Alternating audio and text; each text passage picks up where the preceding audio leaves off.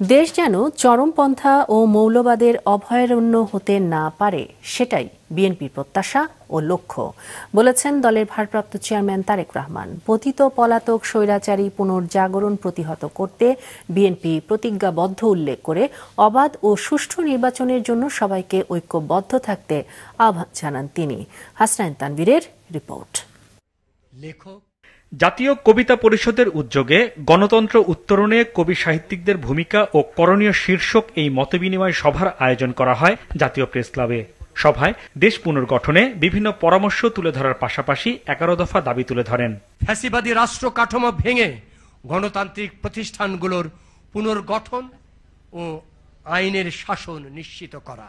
এতে বিএনপির স্থায়ী কমিটির সদস্য সালাউদ্দিন আহমেদ বলেন, কবিতা পরিষদের দাবি বিএনপি ভবিষ্যতে ক্ষমতায় গেলে বাস্তবায়ন করবে। সেই কবিতা আমাদেরকে পরিচালিত করবে, এই জাতিকে সমৃদ্ধ করবে।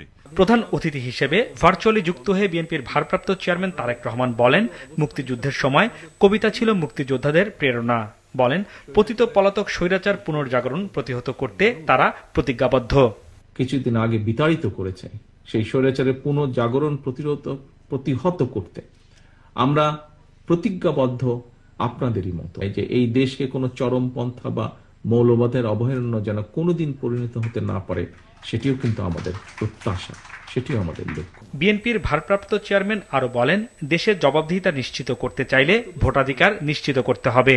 এদেশের মালিকানার একমাত্র দাবিদার এই দেশের সকল নাগরিক।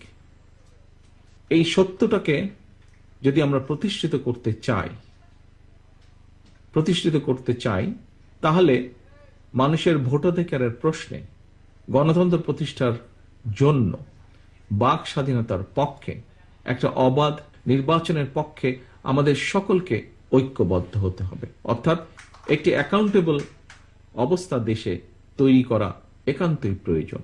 দেশে অবাধ সুষ্ঠু নির্বাচনের জন্য সবাইকে ঐক্যবদ্ধ থাকার আহ্বানও জানান তারেক রহমান। আপনাদের হাসনাইন তানভীর, মাছরাঙা সংবাদ, ঢাকা।